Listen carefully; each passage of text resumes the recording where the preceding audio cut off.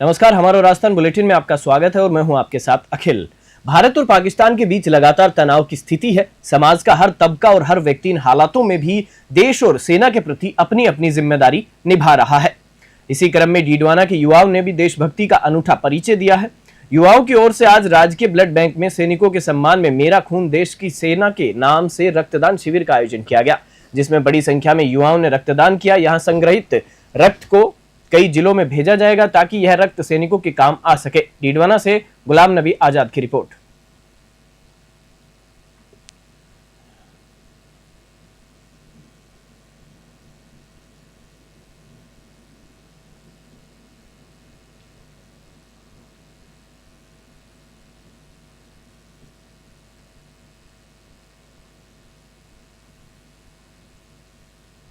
घटनाक्रम को लेकर और किस तरह का उत्साह रक्तदान को लेकर है?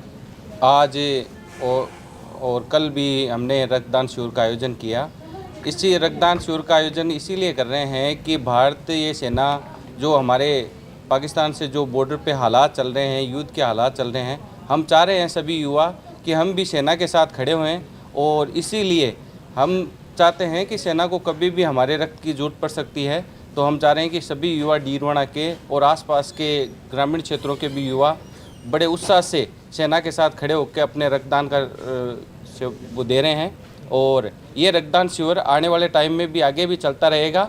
जब जब भी सेना को जरूरत पड़ेगी हम रक्त के मामले में कभी कमी नहीं आने देंगे। यही हम सेना के साथ खड़े होकर कह रहे हैं कि आगे।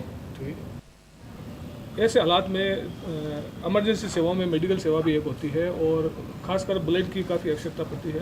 किस तरह से युवा उत्साहित हैं और ब्लड डोनेशन कर रहे हैं और किस तरह से आप प्रबंध कर रहे हैं ब्लड का? देखिए, जिस तरह के हालात अभी देश में हैं वो तो हम सभी जानते हैं और राज्य सरकार की तरफ से जो निर्देश हमें मिले हैं तो हमें यही है कि हमें हमारे ब्लड बैंक में पर्याप्त मात्रा में हमें ब्लड की जो व्यवस्था करनी है, जिसके लिए हमारे समाज में या हमारे शहर में जो बहुत से लोग युवा हैं जो समय समय पर रक्तदान करते भी रहते हैं, उन सभी से हमने कांटेक्ट किया है और आने वाले कुछ दिनों तक यहाँ प्रतिदिन इस तरह के कैंप का आयोजन किया जा रहा है। इसमें काफ़ी लोग बढ़ चढ़ कर हिस्सा ले रहे हैं और हमारे जैसा लगता है जिस तरह से इनका उत्साह देखते हुए कि आने वाले समय में हमें रक्त की कोई कमी तो नहीं होगी। और आज का ही कैंप जैसे हमारे इमरान खान जी हैं कायम नगर के, तो उनकी तरफ से ही रखवाया गया है और भी बड़े युवाओं के बढ़ चढ़ कर इसमें योगदान रहा है। सामने से भी कई लोगों का और भी हमारे पास आया है कि वो भी रक्तदान करना चाहते हैं। तो हम इसी उद्देश्य के साथ है कि हमारे पास रक्त की कम से कम कोई कमी ना रहे। बाकी मेडिकल विभाग जो भी है पूरी तरह से इसके लिए हम चाक चौबंद हैं। सभी तरह की व्यवस्थाएँ हमने देख रहे हैं।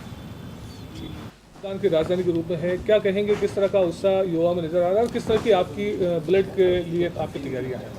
देखिए, आपके सवाल में ही आपके सवाल का जवाब निहित है। जैसा आपने कहा डीडवाना रक्तदान की राजधानी है, तो हम इस पहचान को कायम रखते हुए डीडवाना के युवा, मैं देख रहा हूँ पिछले 3 दिनों से जब से युद्ध की परिस्थितियाँ बनी है, स्व प्रेरणा से आगे आ रहे हैं और रक्तदान कर रहे हैं। और राज्य सरकार के भी ऐसे निर्देश है कि सभी जो है ब्लड बैंकों में रक्त की पर्याप्त मात्रा की उपलब्धता बनाए रखें। तो हम प्रयास कर रहे हैं कि हम अच्छी मात्रा में यहाँ से रक्त संग्रहण करें और हम आगे होकर यहाँ से युद्ध से प्रभावित क्षेत्रों में जो है घायल साथियों, फौजियों के लिए, देश के रक्षकों के लिए हम यहाँ से रक्त की आपूर्ति कर पाएँ। ऐसा हमारा प्रयास रहेगा। चौहटन कस्बे में उपखंड प्रशासन ने हाई रेड अलर्ट जारी कर दिया है। सायरन बजाकर आम लोगों को घरों में रहने की अपील की गई। इस दौरान थोड़ी ही देर में कस्बे का बाजार पूरी तरह से बंद हो गया और व्यापारी अपनी दुकानें बंद कर घरों को लौट गए। उपखंड अधिकारी कुसुमलता चौहान और वृत्ताधिकारी जीवनलाल खत्री ने आम लोगों से अपने घरों में सुरक्षित रहने की अपील की है। थानाधिकारी राजूराम बामणिया रेड अलर्ट के आदेश का पालन सुनिश्चित करने के लिए लगातार गश्त कर रहे हैं। ग्रामीण क्षेत्रों में भी पुलिस के अधिकारी जाब्ते के साथ घूम घूम कर लोगों को घरों में रहने की हिदायत दे रहे हैं। चौहटन से मेहराराम पालीवाल की रिपोर्ट।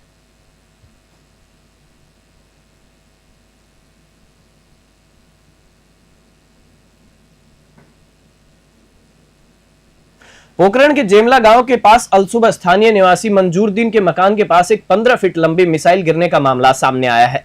घटना की सूचना मिलते ही सेना और पुलिस प्रशासन ने तुरंत मौके पर पहुंचकर क्षेत्र को घेर लिया और सुरक्षा बढ़ा दी है। मिसाइल के पास चारों तरफ कड़ी सुरक्षा व्यवस्था कर दी गई है और किसी भी व्यक्ति को संदिग्ध वस्तु के पास जाने की अनुमति नहीं दी जा रही है। वहीं घटनास्थल से कुछ दूरी पर भारी संख्या में लोगों की भीड़ जुट गई है जो इस घटना से हैरान है। न्यूज 21 की टीम भी मौके पर पहुंची और प्रत्यक्षदर्शियों से बातचीत करने के प्रयास कर रही है। फिलहाल सेना के अधिकारी इस घटना की जांच में जुटे हुए हैं और इलाके की सुरक्षा बढ़ा दी गई है। पोखरण से भूपेंद्र राणा की रिपोर्ट।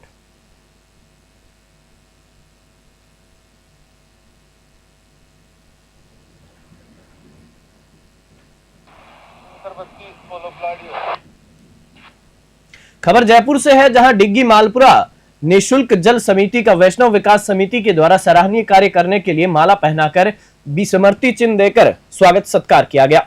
समाज सेवी एसपी वैष्णव ने जानकारी देते हुए बताया कि यह समिति कई वर्षों से समाज सेवा में सक्रिय है और इसके कार्य को समाज द्वारा सराहा जा रहा है। इस टीम का समर्पण और निस्वार्थ सेवा इसे विशेष बनाती है, जो हर जरूरतमंद को निःशुल्क जल सेवा देने के अपने संकल्प पर कायम है। जयपुर से महावीर स्वामी की रिपोर्ट।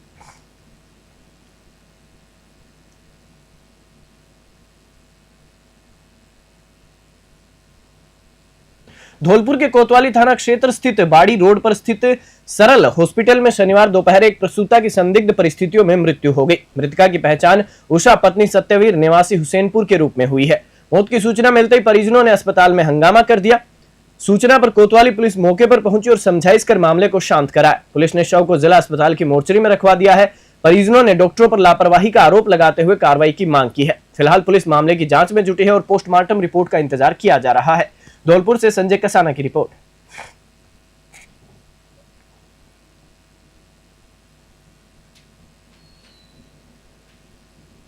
मैं हुसैनपुरा का रहने वाला हूँ। मेरा नाम महेश है। मेरे छोटे की घरवाली है, उसने ऑपरेशन के लिए मैंने बत्ती की डिलीवरी के लिए उसने 25,000 मांगा, मैंने 25,000 दिया। ठीक है, बत्ती कराया था सुबह मैंने बत्ती कराया। उसके बाद में इन्होंने अंदर ले लिया, उसका पेट फाड़ दिया। पेट फाड़ के अंदर ही टाँके लगा के वो गवाली रेफर कर दी। उसमें कोई कोई अंदर खत्म हो गई। वो कौन सा डॉक्टर था इसमें? डॉक्टर का मालूम नहीं है। देखो हम तो इतने पढ़े लिखे नहीं है। कौन सा हॉस्पिटल है ये? सरल हॉस्पिटल है। क्या नाम है ये जो मरी है? उसका नाम उषा है। उम्र कितनी हुई करीब? उम्र होगी 22-23 साल की। मेरे मामा के लड़का की बहू है और ये सुबह लेकर के आई यहाँ तो इन्होंने 25,000 रुपये मांगे थे, तो इन्होंने जमा कर दिए थे। तो हम थोड़ी देर मतलब पेशेंट को यहीं रखते रहे। ये 5 मिनट पहले ले गए और इन्होंने इसका पेट भी चीरा है। चीर के फिर पता नहीं क्या हो गया अंदर 5 मिनट में फिर इन्होंने टाँके लेके पेशेंट को बैंड कर दिया है कि हम रेफर कर रहे हैं। कब भर्ती कराई थी आपने? सुबह भर्ती हुई थी। कितने बजे? 7 बजे। केकड़ी में दिन दहाड़े 70 वर्षीय बादाम पत्नी सुखलाल जाट के साथ 2 बदमाशों ने छीना झपटी की वारदात को अंजाम दिया। महिला अपने घर से पड़ोसी के घर जा रही थी, तभी मोटरसाइकिल पर सवार 2 युवकों ने उसकी नाक से सोने की नथ खींच ली और फरार हो गए। सीसीटीवी फुटेज में साफ दिखता है कि दोनों बदमाश महिला का पीछा कर रहे थे और घर में घुसते समय वारदात को अंजाम दिया। पुलिस ने फुटेज की जांच शुरू कर दी है और दोनों चोरों की पहचान की कोशिश कर रही है। हालांकि उन्होंने अपने चेहरे पर रुमाल बांध रखा था। मामले की गंभीरता को देखते हुए पुलिस उपाधीक्षक हर्षित शर्मा भी मौके पर पहुंचे और जयपुर रोड पर लगे सभी सीसीटीवी कैमरे चेक किए। उन्होंने पुलिस टीम को सख्त दिशा निर्देश दिए हैं। केकड़ी से राकेश चौधरी की रिपोर्ट।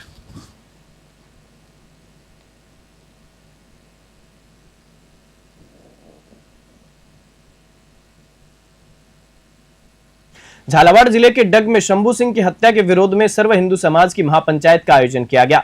हरिगढ़ में आयोजित इस महापंचायत में मृतक शंभू सिंह को श्रद्धांजलि अर्पित की गई और सामाजिक एकता पर जोर दिया गया। वक्ताओं ने कहा कि जातिवाद के कारण समाज बिखर रहा है और इसे खत्म करना जरूरी है। उन्होंने मादक पदार्थों के बढ़ते प्रभाव पर चिंता जताते हुए कहा कि डग क्षेत्र में 100 से अधिक युवा नशे की वजह से जेलों में बंद है। महापंचायत में यह मांग की गई कि शंभू सिंह के हत्यारों को सख्त सजा दी जाए और उनके परिजनों को 40 लाख का मुआवजा जल्द से जल्द दिलाया जाए। साथ ही मृतक के भाई और पत्नी को सरकारी नौकरी देने की भी मांग उठी। सभा में उपस्थित लोगों ने सीमाओं पर शहीद हुए सैनिकों के आत्म शांति के लिए महामृत्युंजय मंत्र का उच्चारण भी किया। उन्हेल नागेश्वर से गोवर्धन सिंह की रिपोर्ट।